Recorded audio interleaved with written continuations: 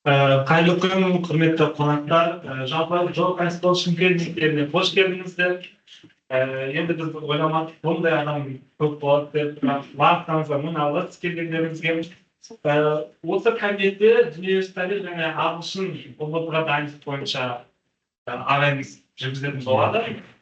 Дүниежүзі тарих ағылшын бағытындағы оқушылар үшін тарих сабағында жасанды интеллектті пайдалану арқылы жүргізілетін экшн research, қалай айтқан кезде қарекет зерттеуі. Ағайымыздың Отар Әл-Фараби Нұрмұхамеджанұлы ағайым сөйлесеңіз болады. Келесі айтып. Саламатсыздар ма, құрметті ұстаздар қауымы. Менің есімім Отар Әл-Фараби Нұрмұхамеджанұлы. Сіздердің алдарыңызға дайындап отырған бүгінгі баяндамамыз бізде жасанды интеллект құралдарын тарих пәніндегі білім беру үдерісіне ықпалы. Осы экшн research әдісі арқылы зерттеу жұмысы да. Енді оқушылардың сол жасанды интеллектпен жұмыс істеу кезінде қандай жетістіктерге жетті, соны біз экшн research әдісі арқылы зерттеуді мақсат еткен болатынбыз. Келесі слайдқа түссеңіз. Енді жалпы бұл тақырыпты таңдаудағы мәселеміз қандай болды? Өздеріңіз білесіздер, қазіргі таңда мына 21-ші ғасыр цифрлық технология заманы оқиды. Осы кезде біздің дәстүрлі оқыту жүйемізді қайта қарастырып көшеді. Қазіргі заманға сай икемдеуіміз керек. Осы үшін де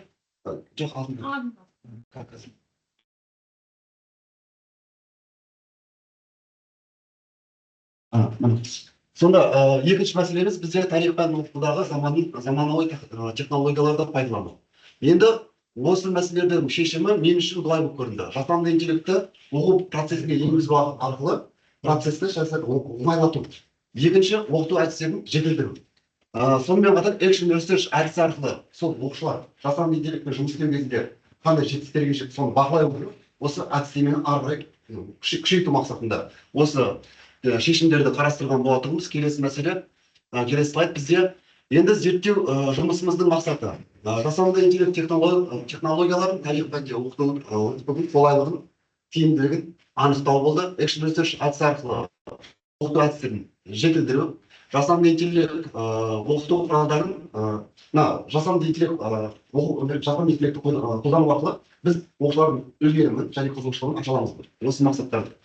Осындай мақсатымыз болды. Күтетін нәтижелер бізге осы іс-әрекеттер арқылы біз қысқасы жасанды интеллект және енгіземіз.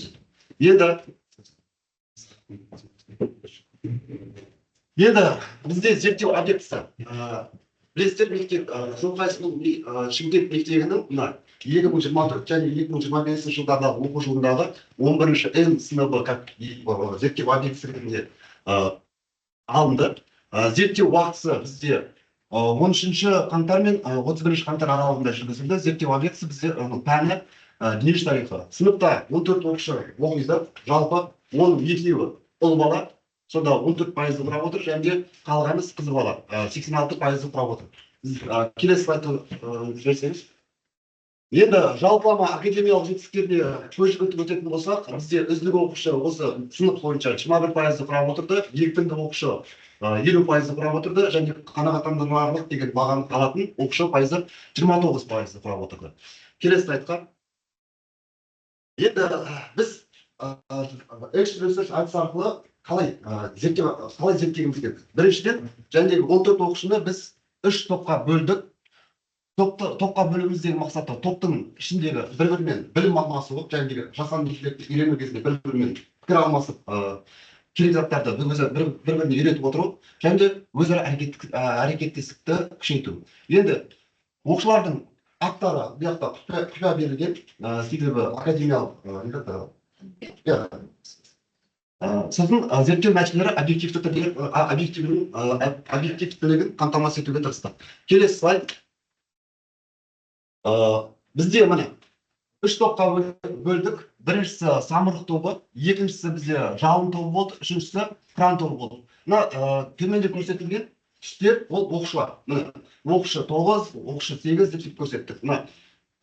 ОА дегеніміз фамилиясы мен аты жөнінің бас әріптері. Енді көрсеткіштерін көрсеңіздер болады. Мына самұрық тобы бойынша пайыздық көрсеткіш бойынша 61%, 86, 82, 76 және сол сияқты әрқайсысының ол төлемдері әртүрлі болды. Енді келесі слайдқа енді ең бірінші біз жасанды интеллектті оларға тапсырма берген кезде жасанды интеллект арқылы біз оларды бағалау критерийлерін бірінші дескриптін дайындап алдық. Біріншісі бізде мазмұнның дұрыстығы, жасанды интеллект құралдарын пайдалануы, талдау және сыни көзқарас сол арқылы ақпаратты ұсыну анықтығы, дерек көздерін пайдалануы және визуализациясы. Қалай жақсы сапалы шыққан ба? Сапалы шыққан ба? Келесі слайдқа қалғандар қандай балл қойып отырмыз. Енді біз бірінші аптада мына 13 мен 17 қаңтар аралығында 2025 жылы өтті. Әр топқа негізі сабақ барысында уақыт берілді, тапсырманы орындауда және соны айтып беруге кейін түсіндіріп отырмын. Мысалы 13 қаңтар күні бірінші аптада бізде қыран тобы бізде төменде көрсетілген Махатма Гандидің өмірбаянына қатысты сондай жасанды интеллектпен жұмыс істеу керек болды. Қалған жалын тобы Мартин Лютер Кинг, сосын бар Мандела сияқты, самұрық тобы. Енді біз оған тапсырма берген кезде осы тақырып бойынша біз осы жасанды интеллектті пайдаланасыздар деп. Ішінде қайсысымен жұмыс істейтінін өзі анықтап алды. ChatGPT, Grok дейміз, Gemini дейміз, осылардың өздері. Бұның барлығы мәтінді текстпен жұмыс істейтін негізгі жасанды интеллекттер. Осы бар, осының ішінде біреуін таңдап алады. Келесі слайдқа көшіп, тапсырма қандай болды? Ең бірінші, мысалы, самұрық тобына қарайтын болсақ, олардың өздерінің арнайы тақырыбы бар. Сол тақырып бойынша кітап бар ғой. Кітаптағы негізгі ақпаратты ботқа өткіземіз и соны оқушыларға береміз. Сол бойынша соны тақырыпты алады да ChatGPT немесе сол чаттарға салады. Бірінші өзі оқып алады. Кейін барып маған не істейді? Қысқа осыны түсінуге тезис түрінде маған дайындап бер деп айтады. Сөйтіп барып тезис түрінде дайындап береді. И сонымен былай ғой, бірінші тарих оқыған кезде мағлұмат өте көп болғаннан кейін оқушы көп жағдайда қайсысын оқыс клиник одан кейін түсінбеген сияқты қалыпсы. Ал анау қысқартып негізгі ақпараттарды жинап бергенде ол өзіне ыңғайлы болды. Иә. Сөйтіп және бір топ дайындалады толыққанды қысқа ақпаратпен. Сосын соны оқып болғаннан кейін екінші тапсырма мысалы жасанды интеллектке және бот файлдарға текст бар ғой тақырыпқа сай. Соны сұрады да осы бойынша маған 40 сұрақ жауап дайындап берді. Сөйтіп барып оны жаттауға. Сосын үшінші запросы бізде осы бойынша сұрақ жауаппен жұмыс істеп болғаннан кейін маған тест дайындап берді. Тамақтайтын оқушылардың өздері. Біз көбінесе мұғалімдер жасанды интеллект қолданамыз да оқушыларға дайын өнім береміз. Ал енді оқушылардың өздері сондай жасанды интеллектпен жұмыс істеп өздерінің оқу процестерін жеңілдету. Сол болды негізгі мақсат. Сөйтіп, мысалы бір топ осы қадамдарды жасағаннан кейін олар не істейді? Сабаққа келген кезде екі топ бар. Сол екі топқа адам, мысалы бір оқушыға, үш адамға сен осы бірінші тезис түріндегін түсіндіріп бересің, екінші соған сұрақ жауап сұрайсың, үшіншісі сен өзің не істейсің? Тест қабылдайсың деп. Солай жүктеме болды. Сонда бірінші уақытта толыққанды солай жұмыс істеген болатын. Мына осы жасанды интеллекттер бойынша, осы запростар бойынша. Келесі слайдқа өткізсеңіз. Енді оқушылардың сол кездегі жетістігі ең бірінші тарихи материалдарды талдап, негізгі қысқа ақпараттарды алуды үйренді. Одан бөлек күрделі тарихи ұғымдар, терминдер дейміз ғой. Соны жасанды интеллектке енгізу арқылы, өздері енгізу арқылы, уже мен түсіндіруді қажет етпейді, өздері біліп отырады. Анықтамасын бірден өздерінің. Сосын тесттер әртүрлі өздерінің деңгейіне сай тесттер сұрақтар дайындауды үйренді. Сосын оны дайындап келгеннен кейін сұрақ жауап әдісі арқылы пікір алмасын қалыптасты. Өзара көмектесу бар. Жасанды интеллект арқылы материалды құрылымдап, аналитикалық ойлау қабілеттері дамытты деп болады. Нәтижесінде оқушылардың негізі жасанды интеллекттің көмегімен жұмыс істегеннен кейін қызығушылық сәл болса артты ой бар. Енді былай ғой, жасанды интеллект олар үшін жұмыс істеп беріп бірақ толыққанды сол тестіні немесе басқаны өздері маған сияқты қызығушылықпен бір-біріне айтып беріп тұр. Енді қазір 21 ғасыр болғаннан кейін оқушыларға қызығушылық аулау өте қиын болатын ғой. Сосын дербес сондай жасанды интеллекттің көмегімен тақырыпқа сай ізденіс зерттеу жұмыстарын дағдылары қалыптаса бастады дейміз. Келесі слайдқа көшсек. Енді бізде екінші аптаға мынандай нәрсе болды. Көп жағдайда мен дүние тарихында сабақ процесі кезінде түсіндіріп беріп отырған кезде визуализациясы өте төмен екенін байқадым. Себебі барлық оқушы кішкентай кезінен бастап телефонда әртүрлі тикток класстардан заттар көреді. Мысалы тарихи болғанды көріп алсаң, ол туралы мүлдем представление жоқ та. Мысалы мен ежелгі Римді айтып беріп жатырмын да оларға.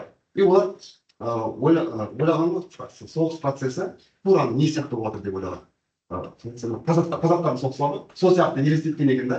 Сосын барып соны көрсетсем, немістер осындай болған деп, осындай болған, демек қазақтар сияқты болған ба деп ойласам деген сияқты. Сөйтіп барып бізде екінші аптаның тапсырмасы мынандай болды. Жәнегі олар жасанды миграция деген нәрсе бар, ойластырып тапсырма керек. Әр топқа осы екінші тапсырма күндері бізде 20-шы, 24-ші қаңтар аралығында өтті. Күндері белгілі, топ белгілі, және Мұстафа Кемаль, сосын бар Франклин, Рузвельт, содан кейін Шарль де Голль сияқты тақырыптар берілді. И осы бойынша фото генерация жасаңдар деген тұғым. Бірақ өкінішке орай бізде жасанды интеллекттердің көбісі авторлық праваны қорғай жоқ. Сондықтан 20-шы ғасырда өмір сүретін тұлғалардың нақты факты ретінде жасап бере алмайды екен. Көбінесе жасанды интеллектпен генерация жасаған кезде бізде ежелгі дәуір, орта ғасыр, жаңа заманға әдемі береді процесс. Осы арқылы жасанды интеллект осылардың біреуін пайдаланасыңдар, өздеріңізге қайсысы екенді деп тапсырма беріп, бұл жерде тағы да ChatGPT-мен де жасаған фото генерация жасаса болады. Келесі слайдқа көшеміз. Енді жалпылама бұл фото генерация не үшін алдық? Себебі сауалнама барысында оқушылардың көбісі 37% өше біз айтып беріп жатқан өзі түсініп жатқаны, түсінетіні белгілі болды да, ал көбісіне 63%-ны, сыныптың 63%-ны негізі көрнекілік қажет етеді. Өздері елестеткісі келеді. И ол жерде запрос тықпай отырып, әртүрлі запрос тықпай отырып, ол жерде визуализациясын қалыптастыруымыз керек. Қолданылған негізгі нелер осы, оқушылардың қолданған.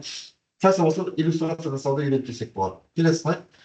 Келесі слайдта біз естедік, күні белгілі, тұлға есімдері белгілі, тақырыптар белгілі. Енді бұл жерде не істейміз? Мына алдарыңызда тұрған жасанды интеллекттер, бұлар видео жасанды интеллекттер. Осылар бойынша оқушылардың өздері видео генерация жасап келіп, біздің ғалымымызға салса. Және суретке байланысты екінші аптада суретке байланысты өздерінің ойларын айтып беріп, ашып беруге тырысты.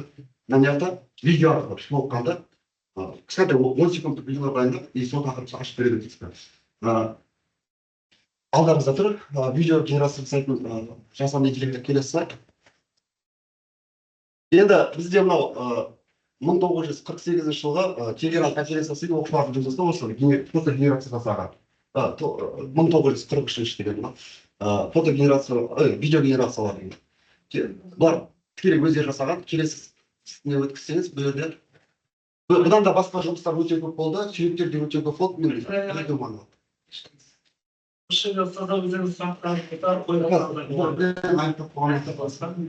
Мына мынау келесі видеолар Мұстафа Кемаль туралы байқасаңыздар, нақты 20-шы ғасырдың тұлғаларын нақты бере алмайды. Сонда оқушылар жоқ, мен айтып отырмын ғой, нақты бере алмайды 20-шы ғасырда. Ал оған дейін берді, енді ол жақта көбінесе орта ғасырда жақсылап қолдансақ болады. Иә. оқушылар бөліскеген Дауысы бұл жерде дауысы шықпай тұр. Негізі бұл жерде дауысын да істесе болады, ол үшін барлық нелерді қойды. Қойылған не айтасын жазып қойып, сол сөйлеп береді. Келесі слайдқа, енді жалпылама мен қорытындылай салайын. Кейбір жасанды интеллекттерде сіз былай ғой, бірнеше видео генерация жасай аласыз. Көбісі шектеулі. Токендері бар өздерінің. Жалпылама негізі артықшылықтар мен бұл жерде кемшіліктердің жазылып тұр міне алдарыңызда. Негізі оқытуды тиімділігін арттырады десек болады. Жасанды интеллект тарихи оқиғалар жүйелеп, ақпаратты қысқа әрі нақты ұсынуға көмектеседі. Көрнекілік мүмкіндіктері мысалы жасанды интеллект арқылы сондай фото, видео генерация жасауға болады. Жеке оқыту тәсілі ретінде әр оқушы өзінің мысалы тақырыпты параграфты оқып алады, и өзі маған фотоға түсіріп, соның ішінде маған осы бойынша сұрақ жауап, жаттауға ыңғайлы сұрақ жауап дайындап берсеңіз десе. Сөйледі сұрақ жауап, артынша өз-өзіне тест дайындап алса болады. артынша жасанды интеллектке маған жауап беріп өз айтты ма қолжетімділігі әрқашанда телефон қалтасында болғаннан кейін керек ақпаратты алады. Сосын бізде уақытты үнемдейді. Мысалы бізде мұғалімнен сұрап келемін дегенше одан гөрі сұрақтың запросына бірден бере салған дұрыс. Екінші, деректердің кейбір кезде жасанды интеллекттер бізде запрос жасаған кезде, мәтіндік запростар жасаған кезде негізі бізге сай келмейтін тарихи оқиғалар бұрмалау керек. Иә, бұрмалау керек. Сондықтан қадағалауда болу керек. Сондықтан да бұрмаларға үшін олардан оқулықты бар ғой, қабілет жасап, сол бойынша дайындап көрсетеді. Шығармашылық ойлауды шектейді. Оқушылар өзі жасанды интеллектпен жұмыс істеп үйренғаннан кейін барлық нәрсені ең қатты істемейді, тек қана жасанды интеллектке прессама деген сияқты кемшіліктер пайда болды. Сосын бізде техникалық тәуелділік, сонда негізі жасанды интеллект көбінесе интернет және техникалық құралдарды қажет етеді. Бізде тағы да оқушылар келесі негізі кемшіліктердің бірі оқушы уже дайын жауапты алып үйреніп қалуы мүмкін да жасанды интеллектпен жұмыс істейтін. Негізі жалпылама қорытындыласам негізі осындай оқушылардың біз өзіміз емес, негізі оқушылар өздеріне тапсырма беріп үйренсек дұрыс болады екен, бірақ жиі емес, анда-санда жұмыс істеп, ондай платформалар бар екен, сонымен жұмыс істеуге болатын тұрады. Алдыға мектеп барысында, мектеп кезінен бастап үйреніп жүрсек болады екен. Сұрақтарыңыз болатын болса?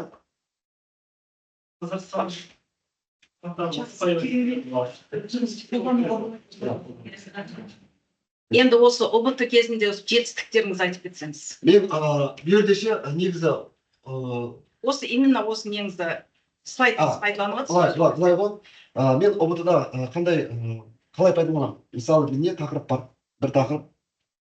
Мен қысқасы сол параграфты өздері оқып алғаннан кейін тақырып тесттерді жасанды интеллект арқылы өздері істеуге үйрендік та. Уже менен тақырып сұрамайды да. Жасанды интеллектпен маған осы тақырып бойынша тест дайындап бер дейді, тест дайындап береді. И сол жерде дұрыс варианттарын өзінің білгені бойынша параққа жазып шығады, содан кейін артынша не дейді? Маған жауап берді. И жасанды интеллект жауап береді. Негізі көбінесе ол үшін бірақ не істеу керек? Оқулықты суретке түсіріп, сол оқулықтағы тестті құрау керек та. Қате кетпейді да. Ал сіз өзің жазсаң болмайды.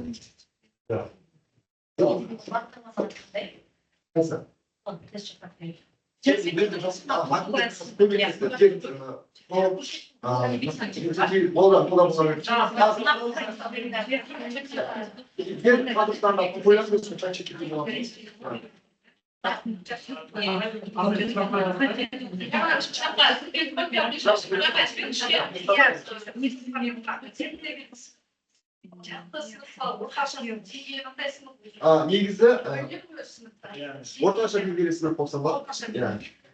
Осы зерттеу барысында сіздің ұбт-ңыз қанша пайыздан көтерілді? Негізі басында қандай, соңында осыны чатты бұл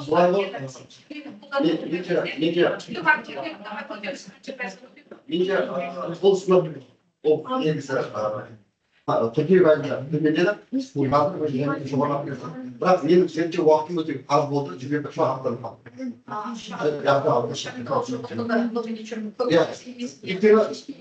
Көп нәрсе шетпейді. Бірақ сыныптың өзінің көрсетіп болсақ, мен өзім қыркүйектен бастап әртүрлі тапсырмалармен жұмыс істеп, негізі сыныптың бірінші жаймен өз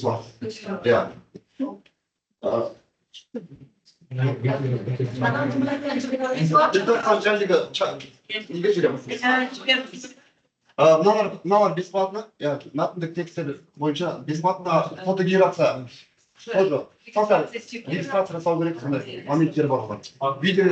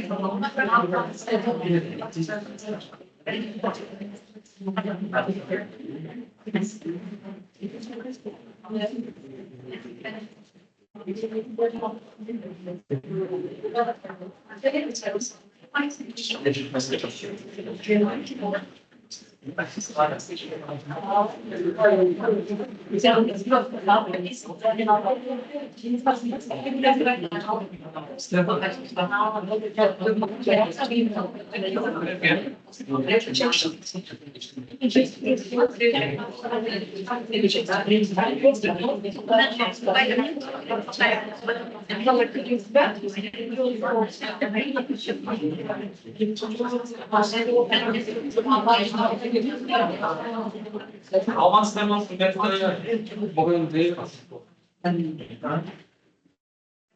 Мұхаттар жалпы келесі бізге ағылшын бағыты бойынша Омархан Айбек Ғалымжанұлы бізде оқыту жолында түрлі методикалық тәжірибесімен бөлісетін болады. Бізде уақыт 15 минут ағай сөйлейді, одан кейін 10 минут сіздерде сұрақ жауаптар қойсаңыздар болады.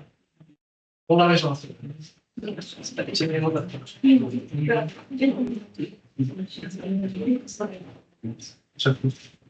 Саламатсыздар ма, құрметті мұғалімдер, қатысушылар. Менің есімім Омархан Айбек Ғалымжанұлы.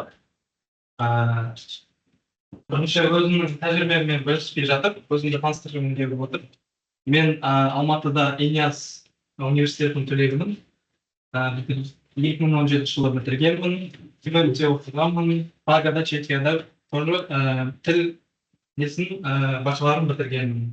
Қазіргі таңда Джо High School'да істеп жатқаныма 1 жыл болды. Бұған дейін 25 High School жаңа дәуір мектептерінде істегенмін. Енді бұл Action Research деген жалпы өзім ғана жұмыс істеген тақырыбым ағылшын пәнінен ОБТ-ға дайындау жолында түрлі оқыту методикаларымен солардың тиімділігін зерттеу болды. Бұл 4 кезеңнен тұрды. Жоспарды айтатын болсақ, бірінші мақсаттарды қазір айтамын, сосын бар кезеңдері, сосын қорытынды және талдау. Мақсаттар 5 мақсат қойылды бұл жерде. Біріншісі оқыту процесін жақсарту, дамыту болды. Екіншісі методика. ОБТ-да дайындау үшін әртүрлі методика болмаса, сіздерде сәл қиындау. Стандартный немен өтетін болсақ, қызықсыз болуы мүмкін, әрі эффективності төмен болуы мүмкін. Үшінші деңгей, оқушылардың деңгейі арттыру мақсаты болды. Біріншісінде оқушылардың ОБТ-да нәтижесін жоғары нәтижеге жеткізу. Және де бесінші мұғалімдердің жеке дамуына осы ресерчтің сіздерге, бізге, бәрімізге пайдасы ықпал етсін деген оймен және оқыту арсеналымыз мықты болсын деген ниетпен осылай Action Research істелінген. Бірінші кезеңге келетін болсақ, бұл кезең оқушыларды зерттеу, талдау жұмысы жүргізілді. Мысалы, маған 3 сынып берілсе, әр сыныптағы оқушылардың мінез құлықтарын, деңгейлерін, қандай кемшіліктері бар, қандай жетістіктері бар деген сияқты зерттеу жұмыстары болды. Сосын бар олардың үлгерім талдауы және әр оқушыға методика таңдау жолдары жүргізді. Мысалы, кейбір оқушыларға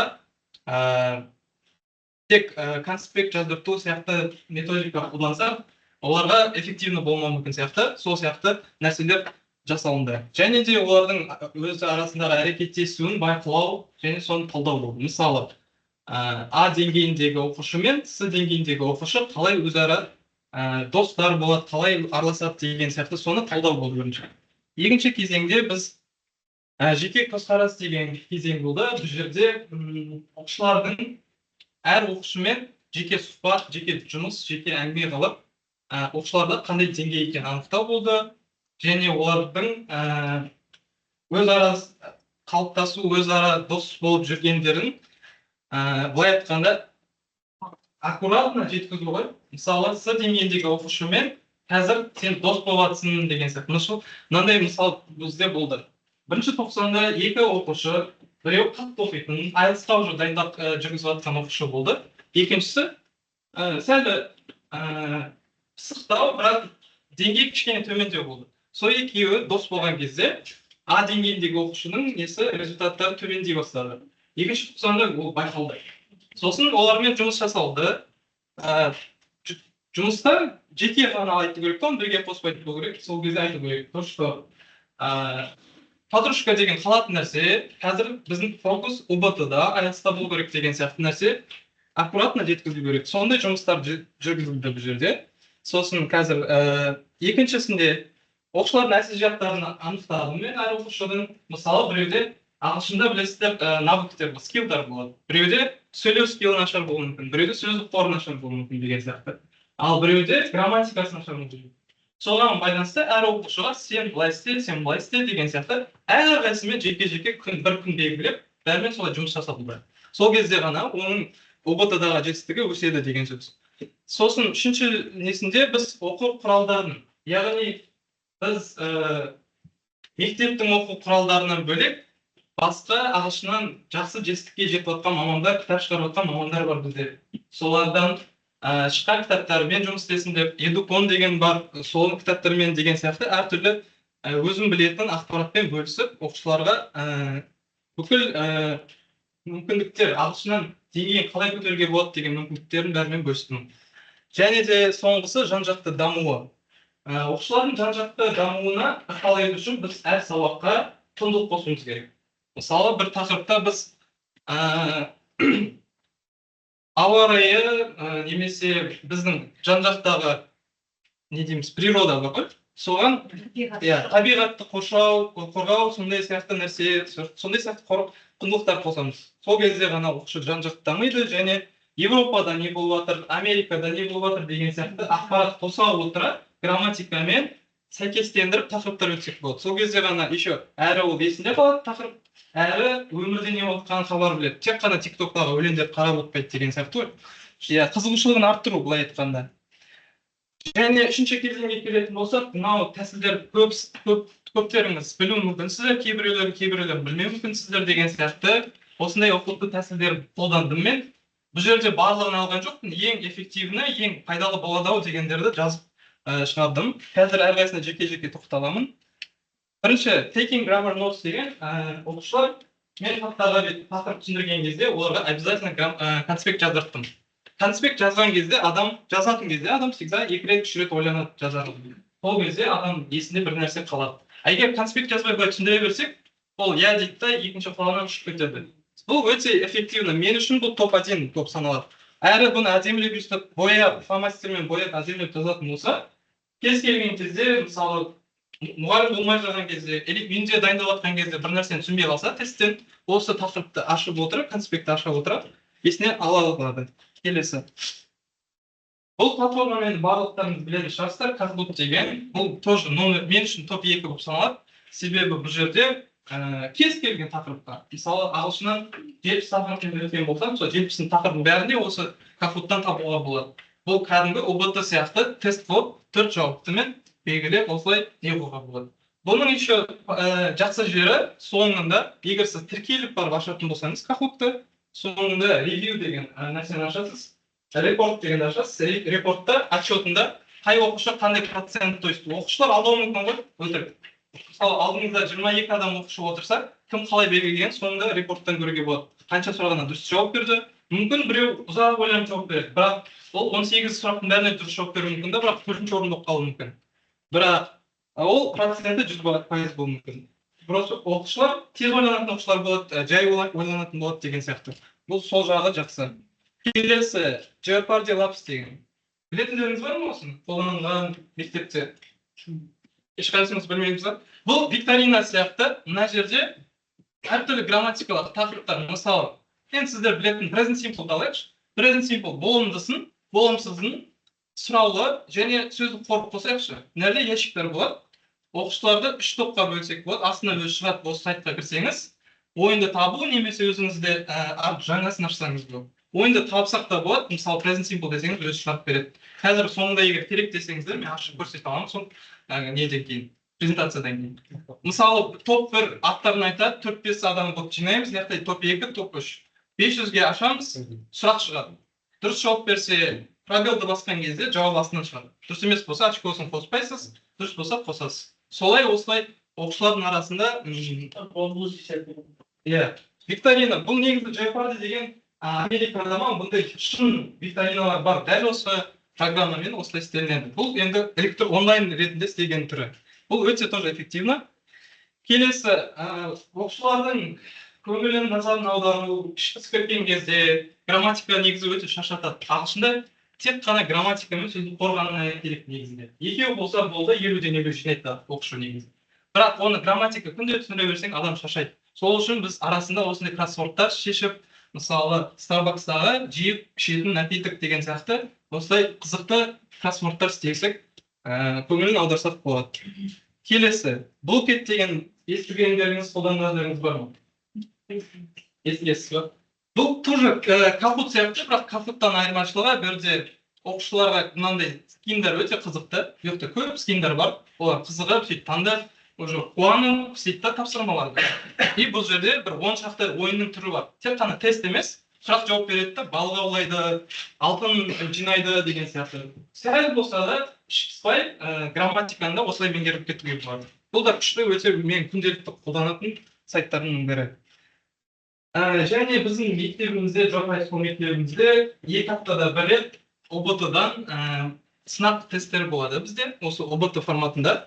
Сол кезде оқушылармен ертесіне сабақта біз талдау жасаймыз. Осы сұрақтарды талдау істеу арқылы оқушылар түсінбей қалған тақырып, сол күні ол оқушы келмей қалды. Сол тақырыпты қайтадан, мысалы, еске алу сондай кезде өте пайдалы болады. Бұл мен үшін топ 3-ке кіреді, өте осылай пайдалы болады. Бірақ оны күнде істей алмаймыз, себебі күнде сөйтіп болсақ, олар жалып кетеді. Бізде тест аптасына 2 аптада бір рет болғандықтан біз талдауды сол бір рет істейміз. Келесі бізде пазл.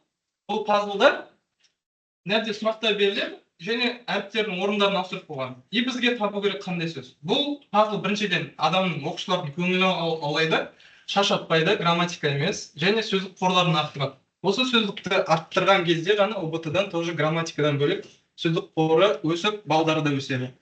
Келесі. Бұл жерде riddles деген жұмбақтар, ағылшынша жұмбақтар қойылады, және оқушылардан сұраймыз. Бұны сіздер электроннан ашсаңыздар да болады, немесе қағаз жүзінде кесіп, таратып несеңіз де болады. Өте қызықты, өте қазақ тілі болсын, орыс тілі болсын, тоже қызық болады осылай істеген. Және мысалы сабақтардың арасында сабақ бөліп қойдыңыз, үй жұмысын сұрақ қойдыңыз, уже істейтін нәрсе қалмады. Осындай бір 10 минуттық, 5 минуттық ойынға Хэнкмен деген ойын болады. Адам асыл былай айтқанда. Бұл жерде бір сөз жасырасыз да, әріп санын айтасыз. Подсказка берсеңіз болады, мысалы, сары және тәтті деген сияқты бір сөз жасырып, осылай табуға болады. Мысалы, таппаған әріп сайын жасып отырасыз да, былай сурет сала бастайсыз. Соңында таппасы асылып қалады, тапса, олар ұтады деген сияқты. Енді бұлар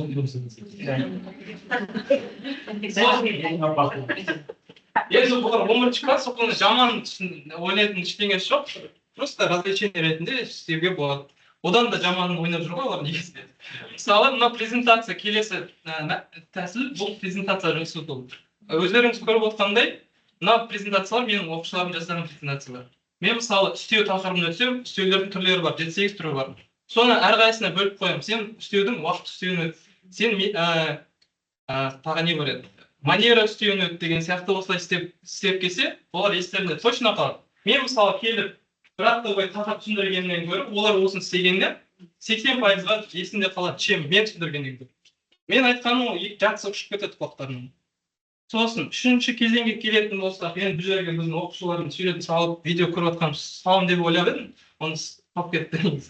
Нәрде біз D1 және D2, яғни дүниежүзілік ағылшын тілі 2 сыныбына бірге қосып, төбеде проектормен фильм көрдік, ағылшынша. Және бұл не үшін істелінді? Біріншіден, оқушылардың арасында ынтымақтықты арттыру мақсатында, тілдік ортаны қамтамасыз ету мақсатында, және бұларда бірлік орнаттық, және фильмді соңында біз талдадық. Ол кезде дружный, коллективный, бірге семья сияқты не болды. Бірінші тоқсанда көрген кезде олар мен сыныпқа кіреді D1 кіреді шығады, екіншісі кіреді, D2 кіреді мысалы. Олар бір-бірін танымайды да, араласпайды да сөйтіп жүрді. Фильмнен кейін хотя бы бір-екеуі болса да, бір подружка болып, шығып жатқанда амандасып, қалай бастады да, ол кезде уже кішкене мектептің арасындағы уже қарым-қатынастар дұрыстай басталды. Бұл осы жерде осындай кезең болды. 4-ші кезеңде шаралар жасалынды. Біріншісі деңгейлік жарыс ұйымдастырылды 2 сынып арасында. Бұл өзіңіз құрасаңыз болады тесттерді, ол жерде сөйлеу, тыңдау, жарыстар жаңа викторина сондай істеуге болады да. И екі сынып арасында бұл жерде бәсекелестік пайда болады. Бәсекелестік бар жерде уже олардың балдары да өсе бастайды, жарыса бастайды бір-біріне. Сосын соңғы тоже топ 5-ке кіретін эффективный тәсілдердің бірі мынау зачет. Зачет деген өте пайдалы керемет дүние. Қорытынды есеп. Бүкіл өтілген 70 тақырып бойынша қорытынды есеп әр оқушы келіп маған жеке-жеке тақырып айтады. Сол кезде екі сыныптан алған кезде оларға бірдей не аштым мен. Excel таблица ашасыздар, төбесіне тақырыптар, аты жөн, нәді сынып, 11М, 11Н, да бір, да екі, да. Сосын оны ата-аналарға жібересіздер, оқушыларға чатына жібересіздер. Ата-аналарға күнде көре алады оны, оқушыларға күнде көреді, нәді 100%, мысалы, айылым 100%, мерей, мысалы, 0%. Ата-анасы көретті оны, айтады қызына. Қызым не зачет тапсырмайсың? А зачеттің пайдасын оқушыларға мен түсіндіремін. Бұл зачетті галочка үшін емес, мен үшін емес, ата-ана рұқсат деген оймен емес. Бұны сендер қазір маған түсіндіріп берсеңдер, бұл тақырыпты өздерің түсініп тұрасыңдар.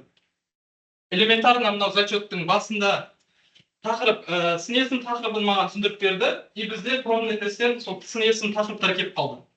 Оқушылар уже айтып жатыр, ағайыннан зачетті айтып еттік қой, мынау сұрақ келіп қалды бізге, мен сұрақ таптым деген сияқты маған уже айтып жатыр да. Бұның уже жемісті беріп жатыр деген сөз. Мен әлі зачет алып жатырмын.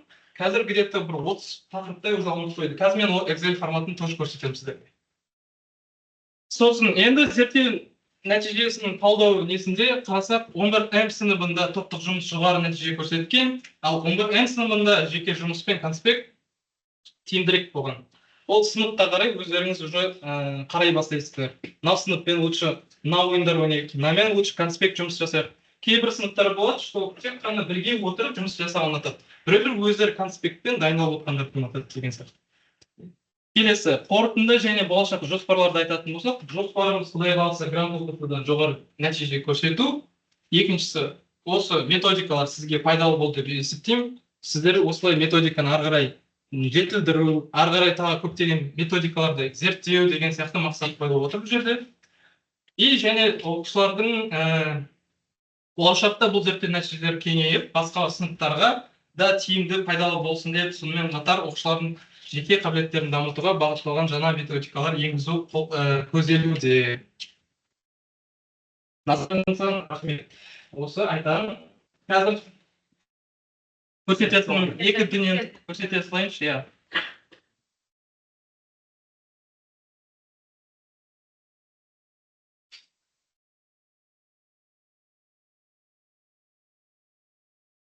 Вкладкаға былай осылай зачетыңызды закрепить етіп қойсаңыз болады. Бірден браузер ашқан кезде дайын тұрады.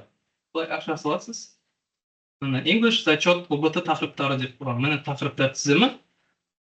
Мысалы бізде ағылшыннан IELTS 6 жинаған адам уже 50 жинайды. Ол уже ағылшын тапсырмайды.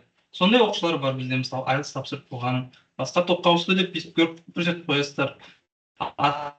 Күнде көріп отыратыны өзгеріп жатса, күнде өзгеріп отырған көрсетемін. Мына тақырыптар байқасаңыз, мына финишпен бітеді, примерно 70 тақырып шығар. Осылай 100%, 0% деген сияқты өстіп кетеді. Мынау 11М, 11Н. То же самое. Бүйтіп сарымен көрсетіп қойсын, мына оқушылар тапсырып жүрген жоқ деп, ата-аналар көріп отырады осының бәрін. Бұл жерде де IELTS тапсырғандар бар. Көп оқушылардың жартысы IELTS-ты грант ұбт-дан кейін тапсырамыз деген мақсат қойып жатыр, июньда тапсырады. А оны кейін уже универлерге енгізе берсе болады, 50 балл береді. Уже басқа 4 пәнге дайындала береді олар, мысалы. Қазір солай істеп жатыр көбісі. Ағылшыннан мысалы 50-ден 25-30 жинау мүмкін қазір.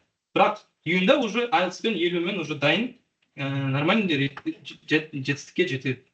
Құдай қаласа. Тағы не көрсетемін деп едім сіздерге?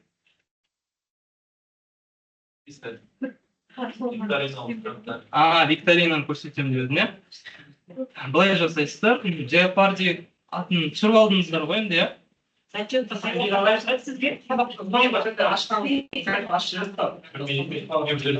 Презентацияны ма?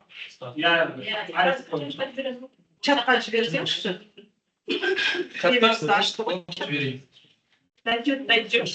Зачетті мен мысалы мартта бүкіл тақырыптардың бәрін бітіріп тастадым. Марттан бастап алсаңыз болады. Мен кішкене кештеу бастап қойдым, сол жинақтым болды. негізі мартта бітіріп қойғанбыз. Біз марттан бастап тест істей бердік та негізі. Зачетты ертерек ала берсеңіз дұрыс, мақсаттарыңызды бітіріп қойсаңыз. Өте жақсы. Зачет өте күшті нәрсе. Так, қай жерін ашып деп еді? Таблица аштыңыз ба? Кесте ма? Зачет па?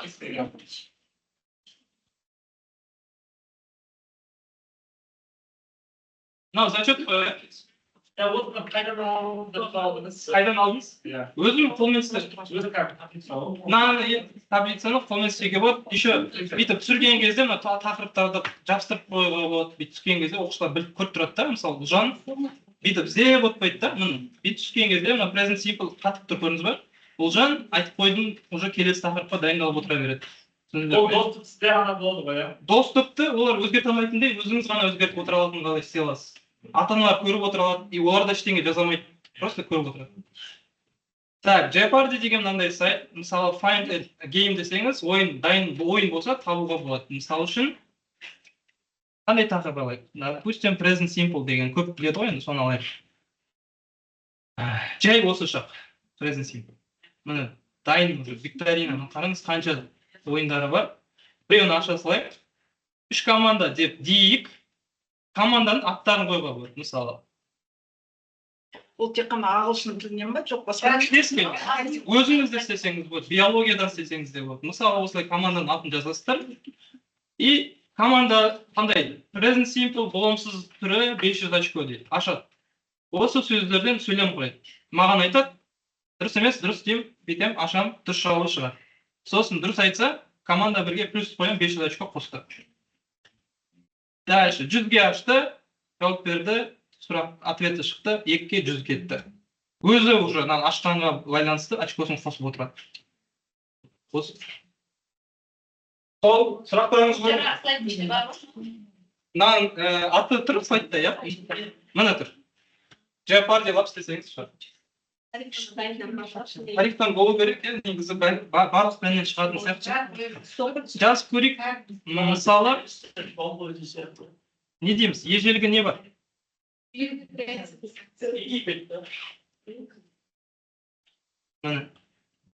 Олимпиада, философия, ежелгі дәуір деген шықты.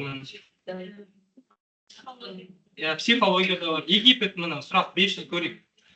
Эхнатонның енгізген өзгерістері. Кім біледі? 0 очко түрделген. Табыну, бір құдайлыққа табыну деген сияқты осындай жауаптар шығарады. Күшті керемет негізі.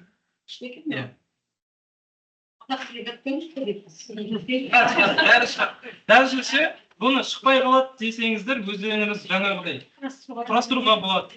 Жаңағыдай создать игру и новый деп ашасыз. Сұрақтар қоя бересіз. Қазақ тілі сайт.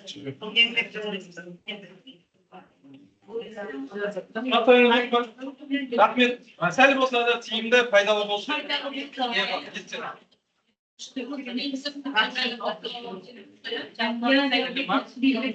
Тілі өзгерілмейді ау, бірақ түсінікті негізі.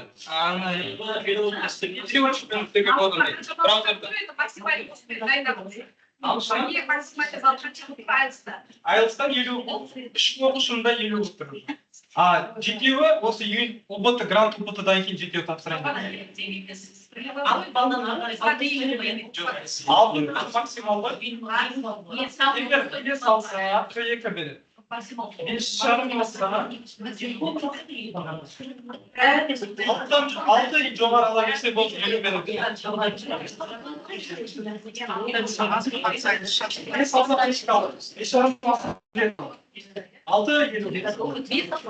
Тест болса 3 болды.